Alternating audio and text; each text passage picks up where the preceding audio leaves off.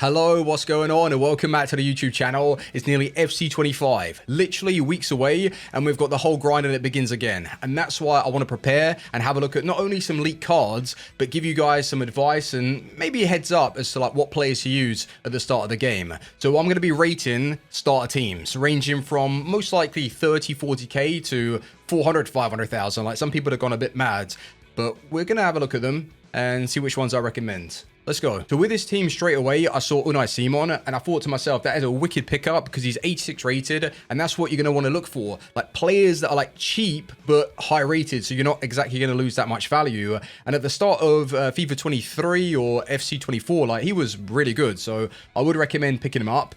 And then when it comes to like the defense, my rule of thumb is, especially in the fullback positions, you want to find maybe a bit more balance to like the defensive stats and physicality rather than just someone with 90 pace and like 70 defending, because it's not going to last you that long. So in this case, I think it's fine, but yeah, we could make like some improvements there. Two centre-backs look good. Gomez received an upgrade. In fact, the pair of them have been given some nice boosts there. And then we move over to the midfield, and I must say, like Reinders and Loftus-Cheek, those two together just seem like such a nice box-to-box pairing. And then you're going to obviously see Pulisic pop up a hell of a lot. Like he legit looks like one of the best starter players to go for. And then Naki Williams, he's gone up from like 90 pace to 94, so he's not exactly going to be cheap. And then to finish off the side, I mean, Correa playing it safe, like he's always really good to use. And then Gakpo, I reckon it'd be nice with like his height and his sort of like lengthy controlled run. But we could possibly upgrade, I'd say Gakpo and then maybe the two fullbacks eventually, just to, you know, keep this team for that longevity. But I guess it's a nice starter. It's all right. Considering the season Frimpong's had, I was expecting a bigger card, maybe like 86 overall with some increased face stats. And with the rest of the defense, I understand what you're trying to do with like Hincapié, Upamecano, like keep it cheap, but it defeats the whole purpose of bringing in Frimpong. Because like he's going to be about 60, 70, even though, like I say, his stats don't look that great. He's going to be very, very pricey. And then Nuno Mendes as well, like he gets the job done, but he's another one of those cards that you just pay a little bit more of a premium just because PSG in that. But then with the fact that Mbappe's left, maybe the Ligue 1's going to be like really cheap and just not sought after because, I mean, it's dead. Like literally, Mbappe's killed the Ligue 1 there. But the defense is fine. Upamecano did receive an upgrade as well with his pace, I believe it is.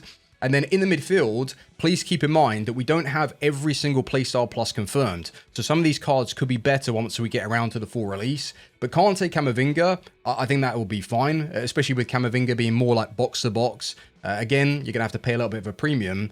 And then with the whole Diaby, he was at Aston Villa for 5 minutes, literally a season, and then he's gone and joined the Saudi League and left Aston Villa behind, even though they've got Champions League football. So it's like a bit of an odd move, but I'm guessing he just wanted the big payout.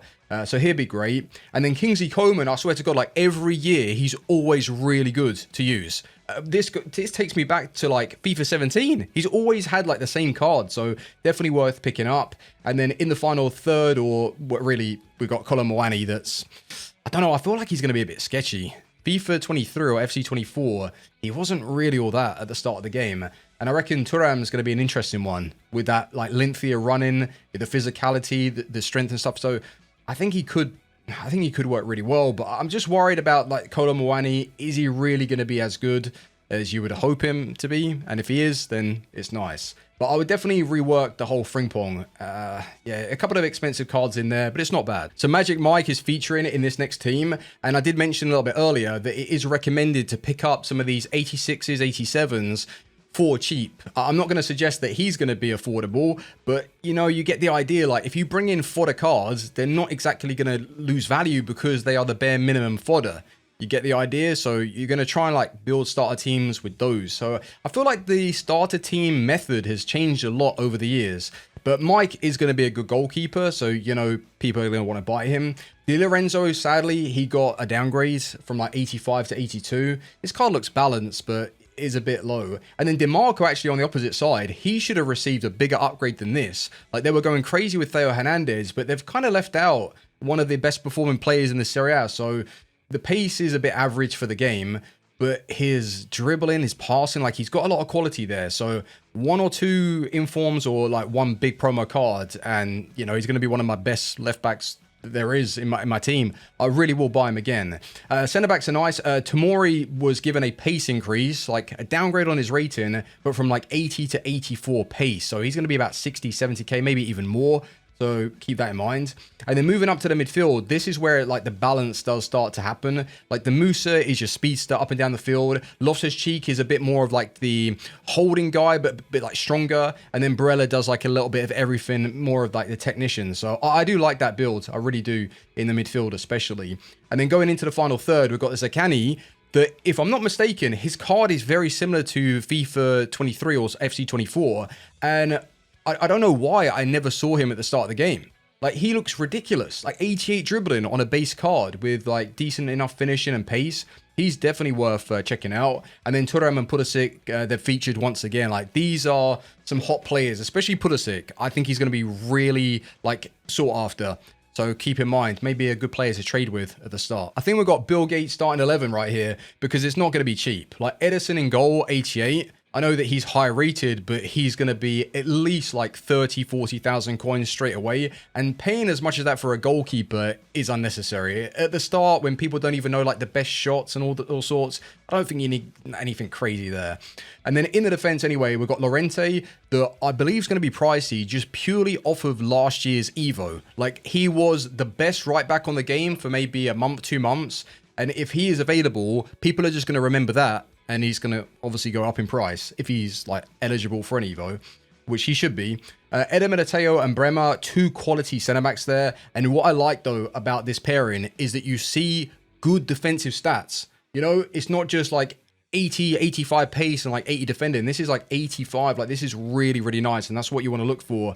So this isn't only a starter team. This is going to add longevity again. Udogie is like a weird one, to be honest with you. I feel like he's either going to be overpriced and just not worth buying, or he's going to be like one of these cards that, yes, you're going to be paying a premium for, but he is like good to use in not only like Premier League builds, but other sides as well. So we're going to have to really try him out early.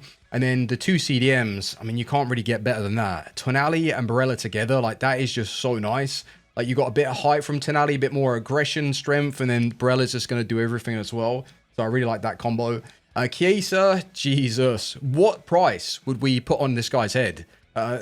200,000? Nah, not as much as that. But he's going to be very expensive, like 125, 130. I would actually go in with a prediction, because this is obviously, you know, being moved to the Premier League as well as Liverpool. Damn, like, and his stats do look really nice. And he did get an increase on pace, so that's just going to make him even more pricey. And then Rafinha always seems to have like the same card, but a good option. And then in the final third, it looks like he's played it safe with Alvarez, just being a good attacker for Atletico Madrid, newly transferred. And then Rodrigo looks sweet as well, that can most likely play multiple positions. So it's overall, it's a good side. There's not really much to say about it, but it's just expensive. So it depends like what you're going to do to get these coins at the start of the game. But I do like it though, it's nice. If I remember rightly, at the start of FC 24, Bonu was really expensive just because of Neymar and the chemistry, like people wanting to create hybrids. So with that being said, like, he should still be expensive because Neymar does have like a pretty good card, but he's been given an upgrade. So it's not necessarily just like bringing him in for like a fodder, placeholder sort of vibe. He does look like a solid keeper now. So I would definitely recommend maybe buying up a couple and seeing if you can make some coins, because there's an opportunity there to be had for real. And then in the defense, you've got the Cancelo that shouldn't be like that expensive. Maybe this is a bad take, but I don't think he's going to be stupidly priced. Maybe because of the league as well. But it's another opportunity for you guys to get involved because it's a quality card. Like, he's going to be good with his passing, playmaking, and absolutely perfect for the start of the game, especially. On the opposite side, you've got Conan, I believe it is. He looks pretty average. Like, if there's a way that we could, like, rework this slightly and maybe take it down like a hybrid route, that could be cool. But Koulibaly and Ibanez, like, you can't really go wrong with those two as well. So, really nice options. And then the CDMs, I mean, it looks very defensive, but he's chosen to go for the 4-2-2. So it makes sense, right? He wants defenders. But Kessie at least can offer some like box-to-box style. But you know what? Who cares? Like, if you're looking to secure the defense and learn the game, why not? Kessie and Kante, I think that duo is going to be really good. And then we've got the Carrasco. Funny enough, right? Carrasco, when he was at Atletico Madrid, I used to use him. But over the years, he's basically had the same card, but doesn't get used for myself and other people. He just seems to go under the radar, but every year without fail, he has similar stats where, you got the pace, you got the shooting, you've got a lot to his card. So maybe he just gets slept on a little bit too much. And then Diaby, again, features, why not if you're going down the Saudi route? And then in the attack, the Ronaldo price tag is going to be funny because it's either, we're talking like 300,000 coins just because it's Ronaldo, or are we, expecting him to be about 100,000 or so? Because they're going to make him quicker in game. Like, it doesn't make any difference what his face stat says, like 77. His shooting, his physicality, and his pace is just going to be nice. You know it. They're going to, like, cheese him a little bit. So Ronaldo could be a really good starter player if you can afford it. And then Mane, I don't think you can go wrong with this card at all. With reliable shooting, good enough pace as well. And I don't think you need to go crazy anyway. Like, a lot of people are going to be struggling as well, not only defending, learning the game, but with their builds. So I think an 83 pace Mane is going to be more than enough. So it's a nice build, and yeah, taking advantage of the Saudi boys. Usually they are a little bit cheaper than if you go down like the Serie A route, Bundesliga. You already know. So good team. So I did mention a little bit earlier that when it comes to those fullbacks, you're going to want to balance them a little bit. Take away from the pace and add to that physical and defending. But I can't lie, this does look nice. Like, Udogie, I think is going to be fine anyway. But Gusto, defending physicality low, but that 88 pace and just 80 overall, I think that they might give him like that really like overpowered feel. So one to look out for sure. The centre-backs goalkeeper's fine, by the way, but the two centre-backs, it's a shame that Tomori's in here. You could easily switch him out though and bring somebody else in, because Todibo, I don't think is going to break the bank. Just Tomori, it ruins what you're trying to create. Like, the rest of it, I don't think it's going to be like overly priced, but Tomori, absolutely. Like, he's basically going to pay for all of them in your defense. So it doesn't really seem right. Then we move over to the midfield. Loftus-Cheek and Camavinga feature once again. These are a couple of players that are popping up in multiple teams now, so gives you an idea as to what people are looking to build. Fekir, you can't really ever go wrong with this Fekir card. Like, his shots are always super reliable. The way he feels on the ball, he's just like strong. He's always got that aggression and like low center of gravity, and his pace doesn't really seem a problem at the start. So I reckon Fekir is definitely, going to be on everyone's to-do list at some point to go and buy. And then you've got, well, Pulisic again with Thuram featuring, but Kudus, he's like the pinnacle of like a starter team overpowered player, especially if you're going down that Premier League route. Like 90 pace, 77 shot, and 86 dribbling, I believe that is. I mean, the image is a bit small for me to have a look, but it's just going to work well, isn't he? So Kudus, very, very nice use out of him in this team. So the final team in the lineup is coming up right now. But if you do have any squads that you want to send me, make sure you jump over to, well, X, formerly known as Twitter. You can DM me, you can @ me, and send in your pictures and stuff of the teams that you've built. Because I'm sure like there are 1 or 2 players that you've probably taken away from this video that you're thinking of maybe bringing into your starter squad. Surely, right? So let's get into this one though. This is the Liga NOS themed. Diego Costa, 84 overall. He's been given a nice upgrade, and I'm sure he'll play well enough. In the defense, we've got the Ba, and I like the look of him because, you've got the physicality, you've got the pace, and I think 74 defending just for the first couple of weeks is going to be all right, but especially that physicality, that's what's huge with this card. Saint Juste, though, I'm being real now, maybe it's just me and it's a bad take, but he's never really been that good. Even like when you use him at the start of the game, there's just something weird about him. And then even if he gets like the promos as well, like there's just something odd with his card that never really plays to what you would expect. Like 93 pace, like 86 defending when he does get like special versions. Just doesn't really work well. You've got, left back, left centre back. It's all right. I mean, 72 physical though, and 75 overall. You're not going to really expect too much there. And 80 pace, 81. I believe he got upgraded. Yeah, that's balance at least. And he's probably going to be about 1,000 coins. Not even that. Literally, he'll be discard. 650 is my take. And then we move up to the midfield. Renato Sanchez, though, slowly but surely, he's starting to like drop off with the ratings now. But you already know that he's going to outperform like some of the best cards on the game. It's just what he does. Like every year without fail, he's a quality card that sells for like 10,000 because people know that he's going to be broken. And then if he gets like a road to the finals or something like similar to that promo, he's extortion. He's crazy money. But Pepe looks really nice. It's a shame though they could have given him a bit more on the shooting, like up that a bit, because his dribbling and his pace is all really, really cool. So depending on like what the roles and the styles that he plays, we could, play him on the wing or keep him as a cam. Not really sure how it's going to work. Right centre mid's looking okay. I mean, again, trying to bring down the cost. And this is really what this team is about. It's a very cheap starter build for the final one. And then in the final third, I mean, Di Maria.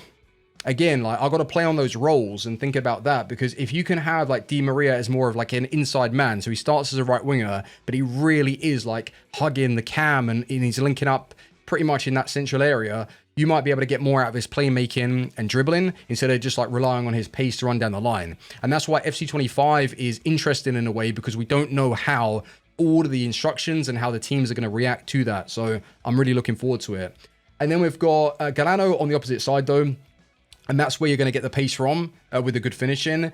And then we've got the striker. I never know how to say his name. Grocrias. I think that's how you pronounce it. Not sure. 90 pace, 91 physicality. You do realize that he is the strongest player on the game. Like, he literally is number one. So basically a mini Haaland right there. But I don't think he's going to be like that cheap, but certainly affordable for this type of build. So I do actually like that. Yeah. So there's a couple of like teams that, or leagues that exactly you could go down. I mean, the Saudi's going to be cheap. Liga NOS 100% is going to be affordable. But you might just want to also like play it safe and buy fodder cards and build a starter team with those. So like you're going to get 86s, 87s, build with them. Or yeah, you could just send it to the Premier League and then hope that, you know, you're able to pick up the meta overpower cards early. And then, of course, like as the game progresses, you're going to be able to make some money. But it's knowing when to sell, and that's what catches a lot of people out. And I think this year it's going to be even easier to progress, and you're going to have a chance where you're going to be losing a lot of coins. So, you know, be careful. That's all I'm saying when you're building and buying these starter builds. So thank you anyway for watching. Hopefully you've enjoyed today's little video on FC25, and thumbs up if you have. And I'll see you very soon for some more content. Bye-bye for now. Peace.